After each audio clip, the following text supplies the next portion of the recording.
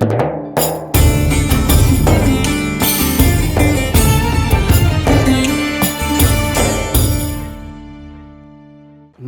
व नुसल्ली व नुसल्लिमु अला रसूलिहिल करीम अम्मा बाद फ़अऊज़ु बिल्लाहि मिनश शैतानिर रजीम बिस्मिल्लाहिर रहमानिर रहीम।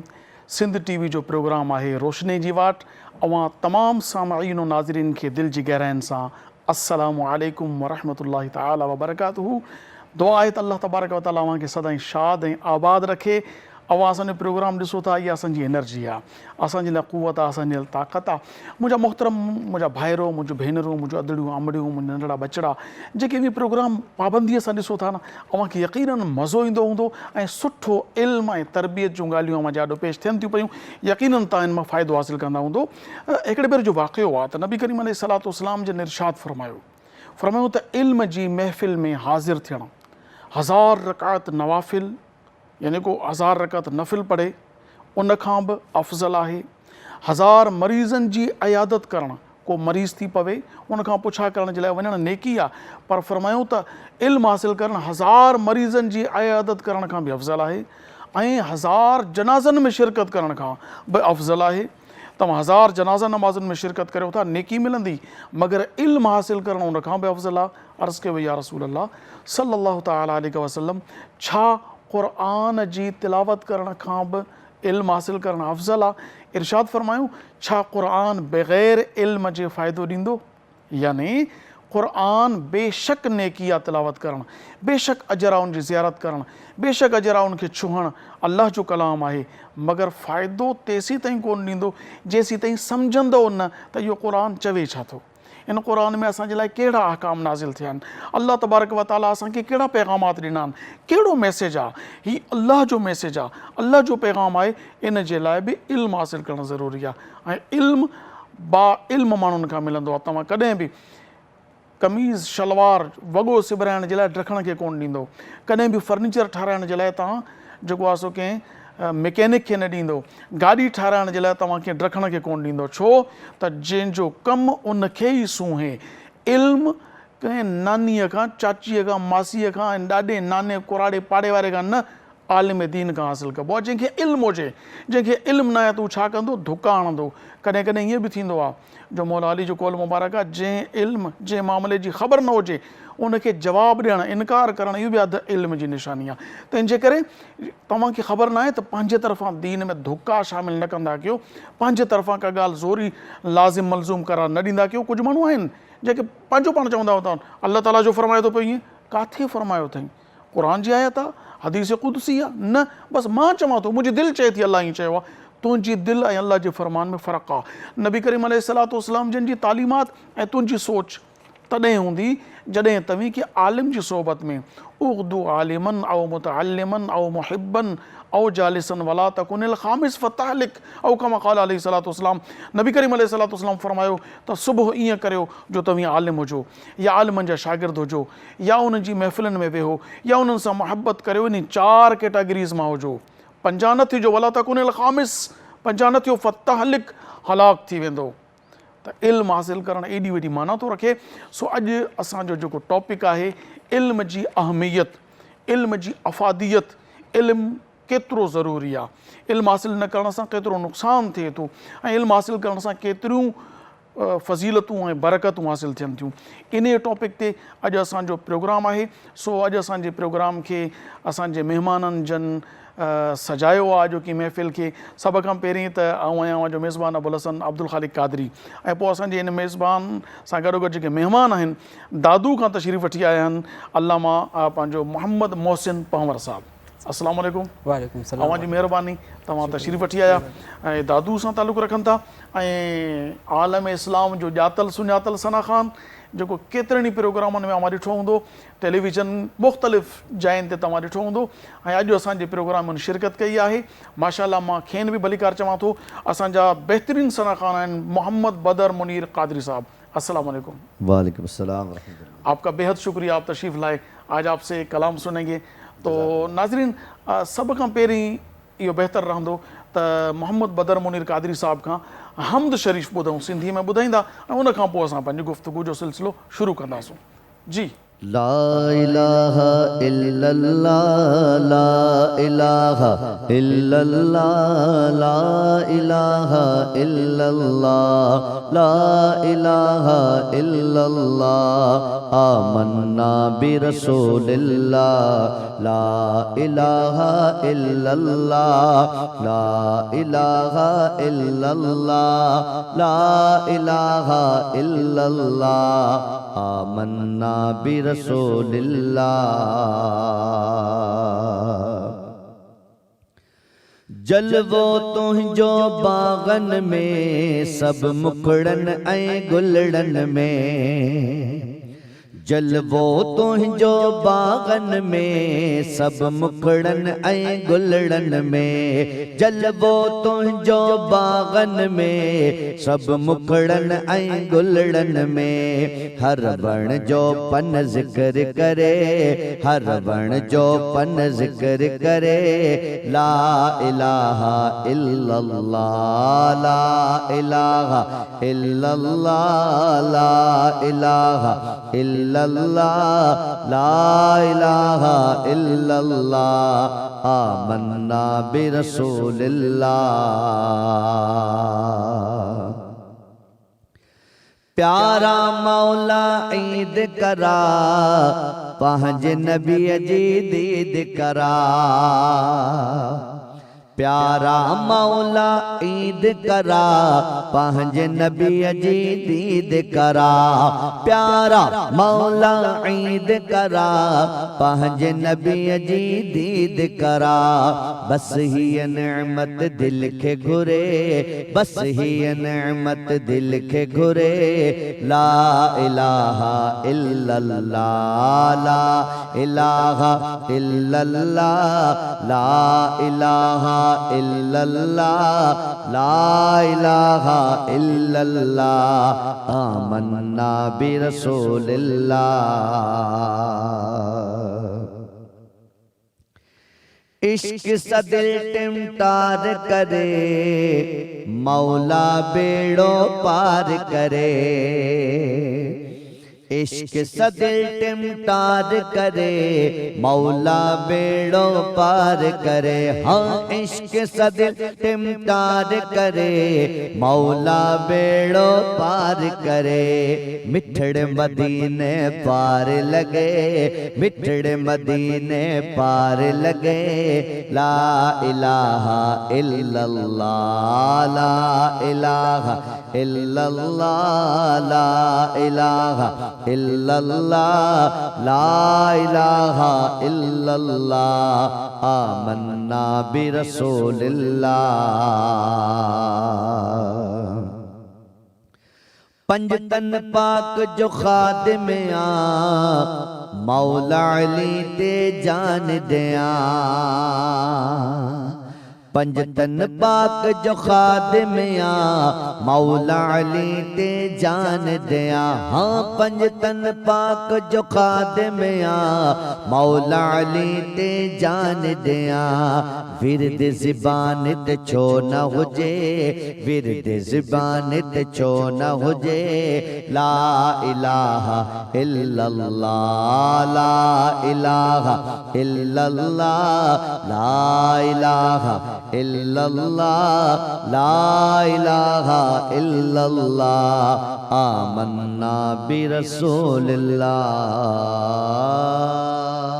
माशाअल्लाह, बहुत बेहतरीन बदर मुनीर साहब, माशाअल्लाह दिल खुश कर दिया। अल्लाह पाक आपको जज़ा खैर अता फरमाए। नाज़रीन, असांजो जेको अॼु जो टॉपिक आहे इल्म, त अॼु अल्लामा साहब दादू खां तशरीफ़ वठी आया आहिनि, मोहम्मद मोहसिन पंवर साहब। अल्लामा साहब, सभ खां पहिरीं त इनखे डिफाइन करियो त इल्म आहे छा, इल्म चइजे छा की? इल्म हिकु अहिड़ी सुनहरी शइ आहे, हिकु अहिड़ी ख़ूबसूरत चीज़ आहे जंहिंखे अल्लाह तबारक व तआला सभिनि खां पहिरियां पंहिंजी वही सां, पंहिंजी वही जे ज़रिए इन जी इब्तिदा इल्म जे ज़रिए फरमाई। अल्लाह तबारक व तआला पाण करीम सल्लल्लाहु अलैहि वसल्लम खे सभिनि खां पहिरियां जेका वही नाज़िल फरमाई उहा बि आहे इक़रा, मतिलबु इल्म जी बुनियाद सां। पाण अल्लाह ताला फरमायो इक़रा, पढ़, सभिनि खां पहिरियों जंहिंजी बुनियादी अलाह तबारक ताला पढ़ण सां शुरू कई आहे, वाह। उनजो मतिलबु आहे त हिकु अहिड़ी ख़ुसूसियत, हिकु अहिड़ी आफ़ाक़ी चीज़ आहे जेका इंसान हासिल करे। इहो अगरि ज़ेवर इंसान खे हासिल थी वञे त उहो इंसान मालामाल थी थो वञे दुनिया या आख़िरत में। यानी ईअं चइजे त अलाह तबारक व तआला जल्ल जलालहू जेके सहीफ़ा नाज़िल कया, जेके किताब नाज़िल कया, उन्हनि सभिनी खां आख़िर में जेको नासिख़ आहे क़ुरान आहे, हू सभु मनसूख़ उनजा अहकाम थी विया। त उहो नासिख़ यानी तमामु कलामनि जो बि सरदार। उहो त रब जा सभु कलाम बराबरि आहिनि, मगर क़ुरान पाक जी अहमियत इन जे करे बि वॾी आहे जो हू आख़िरी नबी ऐं तमामु नबीअनि जे सरदार ते नाज़िल थियो आहे। त उन क़ुरान जी पहिरीं वही बि पढ़ सां शुरू, यानी उहो इल्मु हासिल कर, पढ़। त इल्म जी एॾी वॾी अहमियत आहे त इल्मु हर तरह जो आहे। जी बिल्कुलु। इल्मु हासिल करण जो मक़सदु छा हुजणु घुरिजे? जी, इल्मु हासिल करण जो मक़सदु बिल्कुलु वाज़िह आहे। अल्लाह तबारक ताला इरशाद फरमायो, कुल हल यस्तविल लज़ीन यअलमून वल लज़ीन ला यअलमून। ऐं महबूब तव्हां फरमाए छॾियो, छा जेके इल्मु हासिल कनि था, जेके इल्मु ॼाणनि था, उहे बराबरि आहिनि उन्हनि जे जेके नथा ॼाणनि। सभिनि खां पहिरियां त अगरि इल्मु हासिल करण जे मक़सद खे ॾिठो वञे त इंसान खे सभिनि खां पहिरियां ज़हन में हिकु तरजीह ज़हन में रखणु घुरिजे त पंहिंजी नियत जी जेका आहे डायरेक्शन उनखे सिधो करणु घुरिजे। सभिनि खां पहिरियां इंसान खे इल्मु हासिल करण खां पहिरियां नियत ऐं उनजी सोच खे ज़ाविये खे ॾिसणो पए त असां इल्मु छाजे करे हासिल था कयूं ऐं छो था हासिल कयूं।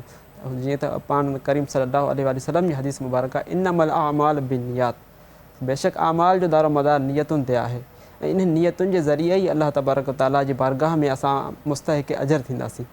अगरि इल्मु हासिल कयूं था, अगरि असांजो मक़सदु दुनिया जी गर्ज़ आहे, दुनिया जी माल मता आहे, त उहो इल्मु ओड़ो असांजे लाइ नाफ़े न थींदो जहिड़ो अगरि असां इल्मु माण्हुनि जी फलाह लाइ ऐं दुनिया जे इन सां डायरेक्टली त असांखे फलाह दुनिया जी मिलंदी ऐं आख़िरत जी मिलंदी, लेकिन अगरि असांजो मक़सदु ऐं असांजो ज़हन हिकिड़ी सुठे तरफ़ हूंदो त असांखे अजर बि मिलंदो हुनजो। हाणे ॾिसो, खणी ईअं चइजे त को शागिर्दु आहे, उहो शागिर्दु आहे मेडिकल जो। जी बिल्कुलु।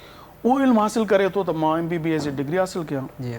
उनखां पोइ जंहिं बि उनमें स्पेशलाइज़ेशन में हलियो वञे उहो करियां त मूंखे सुठी नौकिरी मिले ऐं सुठो पैसो अचे।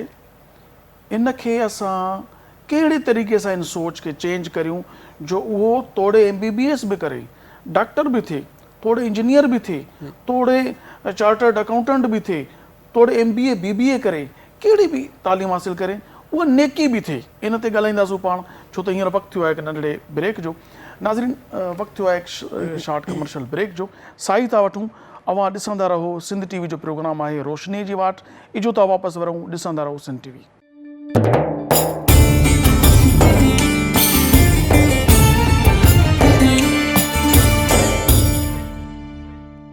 भलीकार नाज़रीन, अवी ॾिसी रहिया आहियो सिंध TV जो प्रोग्राम रोशनीअ जी वाट। ऐं अॼु असां जंहिं टॉपिक ते गुफ़्तगू कयूं था, यकीनन तमामु अहमियत जो हामिल आहे टॉपिक, जंहिंखे ॿुधी करे अव्हां ऐं अव्हां जा बचड़ा तमामु सुठी तरबियत हासिल करे सघनि था। सो असां अलामा साहब, सुवाल ज़हन में जेको आयो त मूं तव्हांखे अॻु में बि इन जो तस्करो कयो, हींअर बि साॻियो सुवाल हली रहियो आहे त हिकिड़ो शख़्स आहे पंहिंजे ॿारनि खे डॉक्टर MBBS करे थो, इंजीनियर करे थो, या साइंसदान करे थो, या PCS या CSS जी तयारी कराए थो, त उहो त दुनियावी नफ़ो मिली वियो। छा इन इल्मु हासिल करण जे ज़रिए नेकी बि मिली सघे थी? कहिड़े तरीक़े सां नेकी मिलंदी, उनजो थोरो ॿुधायो ताकी असां नाज़रीन खे ख़बर पए त डॉक्टर थियण सां गॾोगॾु, छो त उतां माल त मिलंदो, नौकिरी मिलंदी, इनकम बि सुठी थींदी, मगर आख़िरत जो फ़ाइदो, नेकी, उहो कीअं थी सघे थी, इन ते थोरो रोशनी विझो। माशाअल्लाह, इहो बहितरीनु सुवालु आहे। इन जे मतिलबु ज़रूरत आहे त माण्हुनि खे सम्झणु घुरिजे त दुनियावी इल्म जे लाइ हासिल करण सां छा असां नेकी हासिल करे सघूं था। बिल्कुलु हासिल करे सघूं था। जीअं त मां हदीस पाक बयानु फरमाई, इन्नमल अअमाल बिन्नियात, के आमाल जो दारोमदार नियतुनि ते आहे। अगरि दुनियावी तालीम हासिल करण खां पोइ MBBS डॉक्टरी करण खां पोइ अगरि उनजी नियत ऐं मक़सदु इहो आहे त मां ख़ल्क़ ख़ुदा जी ख़िदमत कंदुसि, वाह, ऑलरेडी उनखे दुनियावी फ़ाइदो त हासिल थींदो ई, लेकिन अगरि उनजी इरादो ऐं नियत सुठी ऐं साफ़ आहे त उनखे बेशक सवाब ऐं उनजे अजर जो मुस्तहिक़ थींदो। ऐं अगरि उनजी गर्ज़ सिर्फ़ु दुनियावी हुसूल आहे त पोइ उनखे अजर त मुस्तहिक़ न थींदो, अजर जो मुस्तहिक़। जीअं त का रिवायत में अचे थो त कंहिं शख़्स मस्जिद जे भरिसां घर ठाहिरायो ऐं उनजे हिकु रोशनदानो छॾियईं, त कंहिं पुछियो त इहो रोशनदानो तव्हां छाजे लाइ छॾियो आहे? उन अर्ज़ु कयो त मां हे रोशनदानो इन जे लाइ जॻह में रखियो आहे त जीअं हवा अचे ऐं सूरज जी रोशनी अचे। यानी ही बादवान आहे, बादवान फारसी में बाद हवा खे चइबो आहे, त बादवान यानी हवा ईंदी ऐं रोशनदान आहे त रोशनी ईंदी। जी त उन फरमायो त अफ़सोस अगरि तव्हांजी नियत इहा हुजे हा त हिन तव्हांजी मतिलबु मस्जिद जे वेझो आहे त आज़ान जो आवाज़ु ईंदो, अलाह जो ज़िक्र ॿुधण जे लाइ मूंखे मतिलबु हिकिड़ो मौक़ो मिलंदो त उन में तव्हांखे वॾो अजर मिले हा, यानी आख़िरत जी नेकी बि मिले हा, नेकी बि मिले हा, उस त रुकिजे न हा, हवा रुकिजे न हा, उहे त तव्हांखे ज़िमननि मिलनि हा, पर गॾोगॾु तव्हांखे नेकी बि मिले हा। इन ई जेकॾहिं को डॉक्टर जी बिल्कुलु इल्म हासिल करे, जी जी तव्हां फरमायो पिया। मतिलबु इमाम आज़म अलैहि रहमा फरमाइनि था मन तलब इल्म लिल मआद फाज़ फज़लन मिन रशाद या नैल या खसारा लित तालिबीही तलब इल्म लिल फज़लिन मिनल इबाद, यानी जंहिं इल्मु हासिल कयो आख़िरत जे लाइ उन फज़ीलत ऐं दुनिया ऐं आख़िरत जी फज़ीलत हासिल कई, लेकिन खसारो आहे उन तालिब इल्म जे लाइ जंहिं माण्हुनि खां फ़ाइदो हासिल करण लाइ इल्मु हासिल कयो। छा त सुठो हुजे हा अगरि उहो माण्हुनि खे फ़ाइदो ॾियण लाइ इल्मु हासिल करे हा त उनखे मतिलबु दुनिया ऐं दीनी ॿई उनखे फ़ाइदा हासिल थी वञे। ॼण ॾिसो न असां वटि बि त साॻी शइ आहे। हाणे आम तौर ते ॿाहिरीं दुनिया में तव्हां ॾिसो जेके साइंसदान आहिनि नयूं नयूं तहक़ीक़ूं कनि था पिया। फॉर एग्ज़ाम्पल कैंसर लाइलाज मर्ज़ो कंहिं हद ताईं हींअर लाइलाज मर्ज़ न आहे रहियो। असांजा बानीअ पाकिस्तान मोहम्मद अली जिन्ना साहिबु TB जे मर्ज़ में उन्हनि जो ख़ात्मो थियो, मगर उन महिल TB लाइलाज मर्ज़ो, हाणे उनजो इलाज ॾिसो केॾी वॾी ख़िदमत आहे इंसानियत जी। इहा इल्मु त उहो बि हासिल कनि था न, नयूं नयूं तहक़ीक़ूं करे असांजे लाइ इंसानियत जे लाइ हिकिड़ा सुठा रस्ता मर्ज़नि जा इलाज, तव्हांजी तरक़ी, तव्हांजी तहज़ीब तमदुन जे लाइ इहो कुझु कनि था, मगर उन में हिकिड़ी नीयत शामिल हुजे इंसानियत जी ख़िदमत जी, त मां इंसान जी ख़िदमत कंदुमि त उहो उनजो उजूरो त मिलंदो ई मिलंदो न। साइंसदान थींदो उनखे रक़म मिलंदी, डॉक्टर थींदो उनखे रक़म मिलंदी, इंजीनियर थींदो उनखे रक़म मिलंदी, इहा त मिलंदी छो त अल्लाह ताला जो क़ुरान में वाइदो हुओ मा मिन दाब्बतिन फिल अर्दि इल्ला अलाह रिज़्क़ुहा, ज़मीन ते का बि साह वारी न चुनंदड़ शइ अहिड़ी न आहे जंहिंजे रिस्क जो ज़िमो अल्लाह जे करम ते न हुजे। यानी रिस्क जो त अल्लाह ज़िमो खयो आहे, मगर बख़्शिश जो, मग़फ़िरत जो, सवाब जो ज़िमो न आहे, कंदो त मिलंदो, नियत न हूंदी। माशाअल्लाह अल्लामा साहब तमामु बहितरीन, तमामु ॾाढो वणंदड़ जवाबु तव्हां ॾिनो जो नियत करण सां दुनिया बि मिलंदी, आख़िरत बि मिलंदी, दुनिया ज़ाया त थींदी कोन।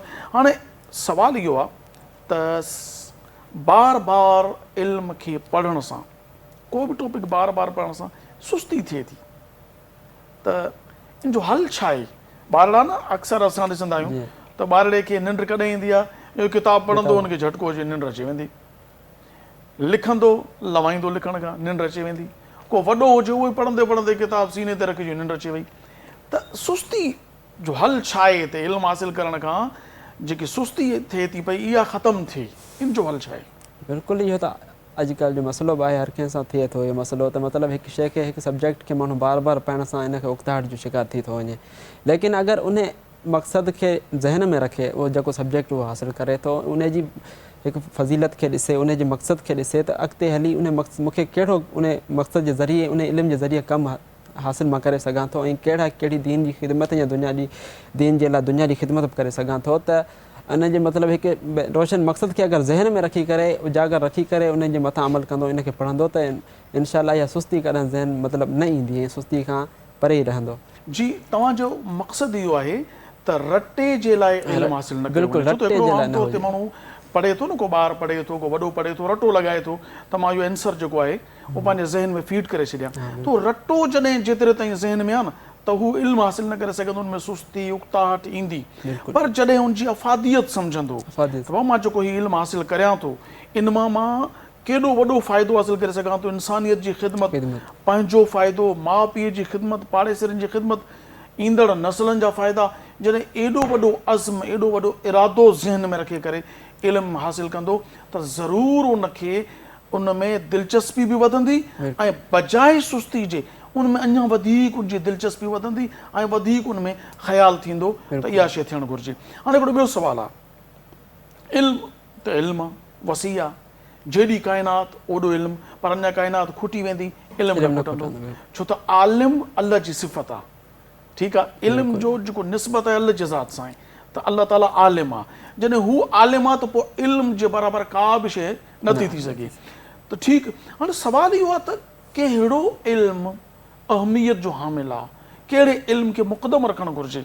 असांजे नाज़रीन खे ख़बर पवे असां पंहिंजे ॿारनि जी नंढपिण खां वठी छा उनखे कहिड़ो इल्मु ॾियूं जेको उनजे लाइ लाज़मी आहे। बक़ायत इल्म हलंदा रहंदा, जेतिरो पढ़ंदव उतलुबुल इल्म मिनल महद इलल लहद, त इल्मु हासिलु करियो पींघे खां वठी क़बर ताईं, सॼी ज़िंदगी इल्मु हासिलु करिणो आहे। पर अहमियत कहिड़े इल्म खे वधीक आहे, इन ते रोशनी विझो। जी बिल्कुलु, हिन दौर में सभिनि खां वधीक जेको अहमियत जो हामिल इल्मु आहे, ख़ासि तौर ते नंढपिण खां वठी जेको ॿार खे असांखे या वालिदैन खे ख़ासि तौर ते जेको ॿार खे ज़हन नशीन कराइणु घुरिजे नंढपिण खां वठी, उहो अलाह तबारक व तआला जी उलूहियत आहे, अलाह तबारक व तआला जी कुदरत जे बारे में आहे। मतिलबु अलाह ताला जे बारे में जेके जेके शयूं ॿार जे ज़हन में शुरू खां ई ईंदियूं आहिनि, कुदरत जा नज़ारा ॾिसंदो आहे त इल्मुल अक़ाइद ऐं नज़रियात जो सभिनि खां पहिरियों फ़ाइदो मतिलबु ॿार खे ज़हन में उहो विझाइणु घुरिजे। ऐं असांजी तारीख़ इहा रही आहे त नंढे लाइ खां वठी अगरि को ॿारु जेसिताईं मकतब में ईंदो आहे तेसिताईं उन खां पहिरियां ई उहो अलाह तबारक व तआला जे बारे में जेके मेन बुनियादी अक़ीदा आहिनि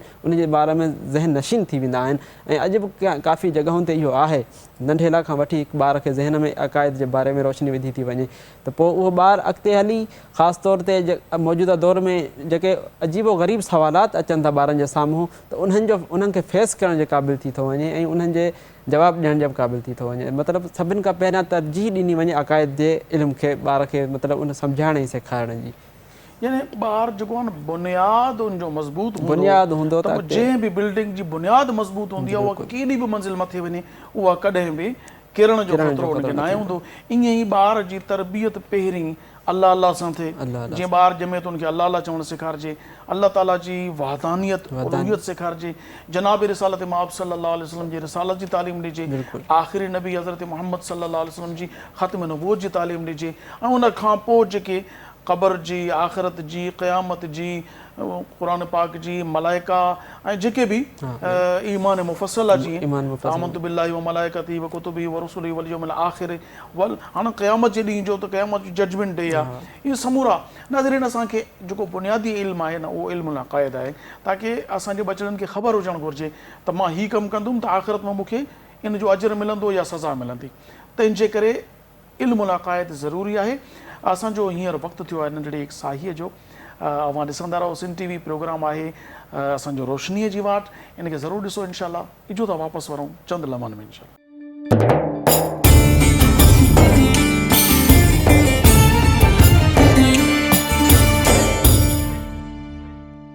मोस्ट वेलकम नाज़रीन, हिकु भेरो वरी भलीकार सिंध टीवी जो प्रोग्राम रोशनी जी वाट में। अॼु असांजो जेको टॉपिक आहे ॾाढो वणंदड़ आहे, यकीनन मां महज़ूज़ थी रहिया हूंदा, मज़ो वठी रहिया हूंदा ऐं सुठे अंदाज़ में अल्लामा साहब मोहम्मद मोहसिन पंवर साहब असांखे रहनुमाई करे रहिया आहिनि इल्म जी रोशनी में। अल्हम्दुलिल्लाह हीअ तख़सुस फिल फ़िक़्ह करे रहिया आहिनि, मुफ़्ती थी रहिया आहिनि, आलिम थी चुका आहिनि माशाअल्लाह। सो अल्लामा साहब, सवाल आहे ई ज़रूरु न मां जेको सवाल कयां त मुंहिंजो सवाल आहे, हीअ आम हली रहियो आहे सवाल त अॻे उलमा साइंसदान बि हुआ, गुज़िरियल अदवार में उलमा तबीब हुआ ज़बरदस्त, मुख़्तलिफ़ मौज़ूआत ते उन्हनि कलम खयो आहे, दस्तरस हासिल हुई।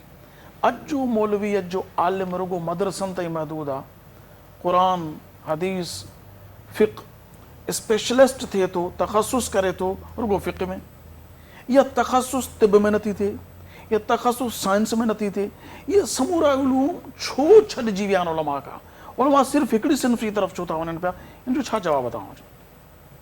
इन में ॿ टे पैराया ऐं ॿ टे ज़ाविया नज़र आहिनि, ॿ टे शयूं आहिनि जंहिं ते गौर तलब आहिनि इन बारे में। सभिनी खां पहिरियां त अॼोको दौरु ख़ासि तौर ते स्पेशलाइज़ेशन दौरु आहे, त हिकु सब्जेक्ट में अगरि माण्हू उन में अगरि गहराई सां वञणु चाहे थो त ओतिरी मतिलबु इंसान खे उन वक़्त जी गुंजाइश नथी रहे त ॿिए तरफ़ गौर करे सघे। पहिरीं ॻाल्हि त इहा हुआ।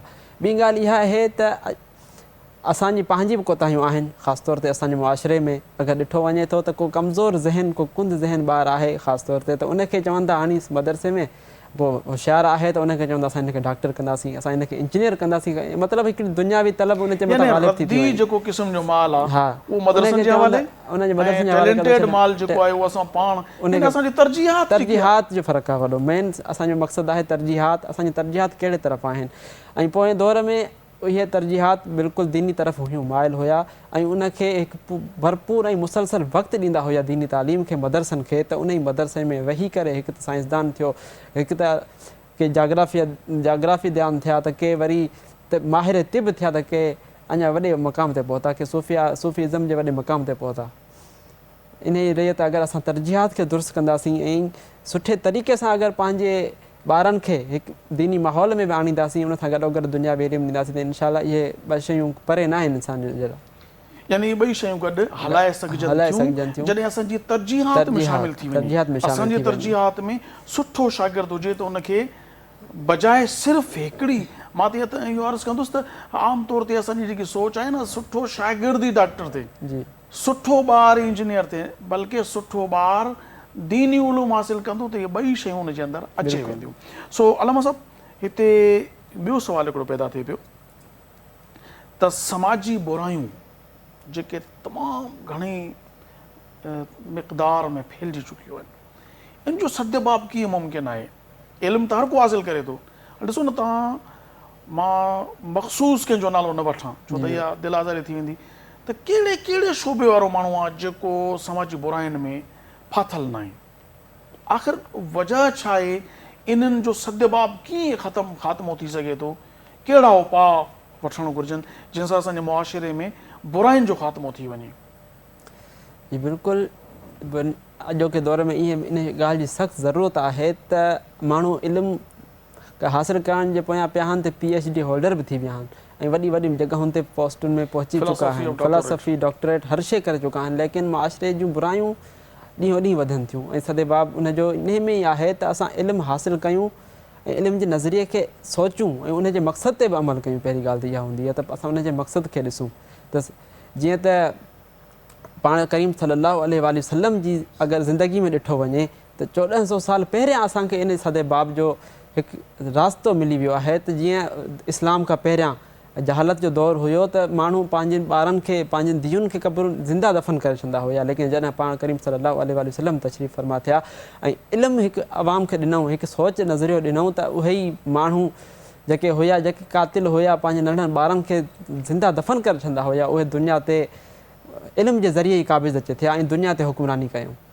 अहिड़ी रीति अगरि असां पंहिंजे ॿारनि खे इल्मु ऐं ख़ासि तौर ते दीनी इल्म जी तरफ़ माइल कयूं ऐं इन जे मथां अमल करण जी तरग़ीब ॾियूं। यानी मां इएं सम्झां त तव्हांजे चवण जो मक़सदु इहो आहे त इल्म सां गॾोगॾु सुठी तरबियत हुजे। यानी असां मुआशिरे में पंहिंजे ॿारनि खे बुराई खे बुरो सम्झायूं, ईंदड़ नसल खे त बाबा जीअं आम तौर ते असां नशे खे बुरो सम्झूं था, पंहिंजे ॿार खे नशे खां बचाइण जी पूरी कोशिशि करियूं था, ईअं ई कूड़ ॻाल्हाइण खे बि बुरो चऊं, ईअं ई ग़ीबत करण खे बि बुरो चऊं, त ॿार जी तरबियत थिए त कंहिंजी ग़ीबत करण सां छा नुक़सानु थो थिए।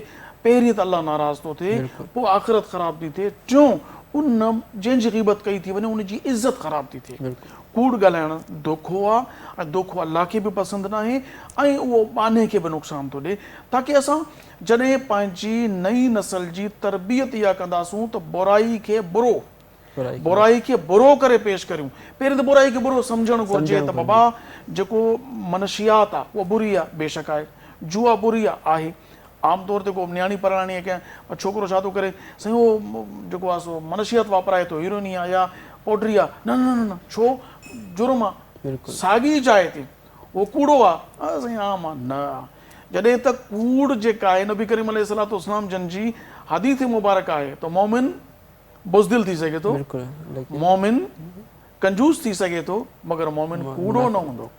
त मोमिन ऐं कूड़ हिक ॿिए जी ज़िद आहे। तंहिंजे करे समाज मां बुरायूं ख़तमु करण जे लाइ ज़रूरी आहे त बुराई खे बुरो करे पेश कयो वञे, पंहिंजी औलाद पंहिंजे शागिर्दनि खे सम्झायो वञे त हीउ ॾोहो आहे, हीउ बुराई आहे, न रुॻो बुराई जो नुक़सानु आख़िरत में आहे, दुनिया में बि आहे। अच्छा, हाणे हिकिड़ो ॿियो सुवालु आहे, दीनी तालीम ऐं दुनियावी तालीम में फ़र्क़ु छा आहे? वज़ाहिर इन में फ़र्क़ु ॾिठो वञे त दीनी जेको उलूम आहे उहो अख़लाक़ियात सां, दीनियात सां बहसो करे, आमाल सां, अख़लाक सां ऐं मतिलबु ख़ासि तौर ते अख़लाक सां बहस आहे। जबकि दुनियावी इल्म जो जेको तालुक़ु आहे, अगरि ॾिठो वञे त साइंस जो तालुक़ु आहे, उन में मुख़्तलिफ़ शाख़ूं आहिनि। अगरि ज़ूलॉजी खे ॾिठो वञे थो त उहे जानवरनि जे जोड़जक उन जे मुतलिक़ बहस थो करे। बॉटनी खे ॾिठो वञे थो त वण ॿूटा गुल बाग़ीचा उन जे मुतलिक़ बहस थो करे। लेकिन अगरि इंजीनियरिंग खे ॾिठो वञे हिकु दुनियावी शोबो आहे, इंजीनियरिंग में या तिब में ॾिठो वञे त उहे माण्हुनि जे मतिलबु आज़ा खे पैवंदकारी या उन हिसाब सां बहस थी करे। लेकिन उन्हनि में इंसानियत कीअं पैदा थिए, उन्हनि खे अख़लाक़ियात किथां अचे, मतिलबु उहे त उन हिकिड़े लेवल में हलिया विया, उन मतिलबु साइड सां हलिया विया, लेकिन उन्हनि खे सुठा डॉक्टर थी विया, सुठा इंजीनियर थी विया, सुठा साइंसदान थी विया, पर उन्हनि में अख़लाक़ियात, उन्हनि में इंसानियत किथां अचे, उहो असांखे दीन थो ॿुधाए। दीन जे ज़रिए ई हिकु सुठो डॉक्टर बा अख़लाक़ थी सघे थो, बा किरदार थी सघे थो। ऐं दीन जे ज़रिए ई हिकु सुठो इंजीनियर मतिलबु सुठे तरीक़े सां पंहिंजे कम खे सर अंजाम ॾेई सघे थो। माशाअल्लाह, अल्लामा साहब बहितरीन, तमामु सुठी गुफ़्तगू थी। नाज़रीन, असांजे प्रोग्राम जो वक़्तु हींअर पुॼाणी जी तरफ़ वधी रहियो आहे। अल्लामा साहब तमामु बहितरीन गुफ़्तगू कई। मां तव्हां सभिनी ॾिसंदड़नि सामईन नाज़रीन जो बि शुक्रगुज़ार आहियां। ऐं आख़िर में असांजी नात थींदी आहे। नात खां अॻु में अव्हां खां अलविदाई कलिमात अर्ज़ु कंदुसि त मां सभ खां पहिरीं अव्हांजो थोराइतो जो वक़्तु कढी असांजो प्रोग्राम ॾिठो ऐं अव्हांखे हिकिड़ी गुज़ारिश करणी आहे त अव्हां असांजे प्रोग्राम जे बाबति छा राय रखो था। अॼु को प्रोग्राम अव्हांखे कीअं लॻो, इन ई बाबति को सुवाल करिणो आहे, का राय ॾियणी आहे। असांजो यूट्यूब चैनल आहे सिंध TV HD इस्लामिक, इन ते वञी करे तव्हां पंहिंजी राय लिखो, या को बि सुवाल तव्हां करणु चाहियो था त बाबा असांखे हिन सुवाल जो जवाबु घुरिजे, त उहो सुवाल बि इनशाला असां ईंदड़ प्रोग्राम में शामिलु कंदासूं। ऐं या असां खां इहो मुमकिन थियो त पूरो टॉपिक ई उहो ई खणी करे असां उन ते गुफ़्तगू कंदासूं, न त कम अज़ कम अव्हांजे सुवाल जो जवाबु ज़रूरु मिलंदो। उनखे बि ॾिसो। ऐं फेसबुक ते बि असांजो पेज आहे सिंध TV जो, उन ते बि अचो, फॉलो करियो, ॾिसो असांजा प्रोग्राम। ऐं जेको रोज़ानो सुबुह ऐं शाम असांजो प्रोग्राम हली रहियो आहे, इनखे बि ॾिसो। अवां सभिनी जो थोराइतो ऐं आउं बिलख़ुसूस थोराइतो आहियां अॼु की महफ़िल खे 4 चंड लॻाइण लाइ अल्लामा मोहम्मद मोहसिन पंवर दादू खां तशरीफ़ वठी आया। अवां जी महिरबानी। ऐं असांजे आलम इस्लाम जो हिकु बहितरीन सनाख़ान, नामवर सनाख़ान मोहम्मद बदर मुनीर क़ादरी साहब जो मां थोराइतो आहियां, जंहिं पंहिंजे क़ीमती वक़्त मां कुझु घड़ियूं कढी हिते तशरीफ़ वठी आया। आख़िर में पंहिंजी मेज़बान अबुल हसन अब्दुल ख़ालिक़ क़ादरी खे इजाज़त ॾींदा इन्ही कलमात सां त इंशाअल्लाह तबारक व तआला सुभाणे वरी नज़रुनि सां मुलाक़ात थींदी। तेसीं ताईं इजाज़त ॾींदा। अल्लाह वाही। अस्सलामु अलैकुम वरहमतुल्लाहि तआला। सल्लल्लाहु अलैहि या रसूल अल्लाह वसल्लम अलैका या हबीब अल्लाह। इस दिल में सदा से ही बस प्यार हुसैनी है। इस दिल में सदा से ही बस प्यार हुसैनी है। इस दिल में सदा से ही बस प्यार हुसैनी है प्यार हमें जिसका किरदार हुसैनी है प्यार हमें जिसका किरदार हुसैनी है। तुम पूछ लो जब चाहे तारीख बताती है। तुम पूछ लो जब चाहे तारीख बताती है। हर जुल्म से लड़ने को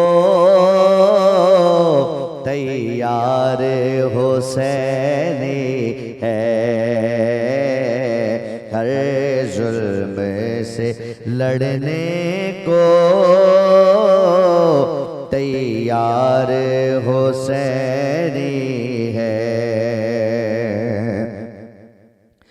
और तुम लाख करो कोशिश नाकामी मुकद्दर है, तुम लाख करो कोशिश नाकामी मुकद्दर है। क्या तुमसे गिरेगी ये दीवार हुसैनी है, क्या तुमसे गिरेगी ये दीवार हुसैनी है। हर चीज अता होगी, तुम दिल को करो ना छोटा, हर चीज अता होगी, तुम दिल को करो ना छोटा। बिन मांगे वहाँ मिलता दरबार हुसैनी है, बिन मांगे वहाँ मिलता दरबार हुसैनी है। और गैरों से नहीं अहमद अपना तो कोई रिश्ता, गैरों से नहीं अहमद अपना तो कोई रिश्ता। सच पूछिए तो मेरा हर यार हुसैनी है, सच पूछे तो सच पूछिए तो मेरा हर यार हुसैनी है। इस दिल में सदा से ही बस प्यारे हुसैनी है।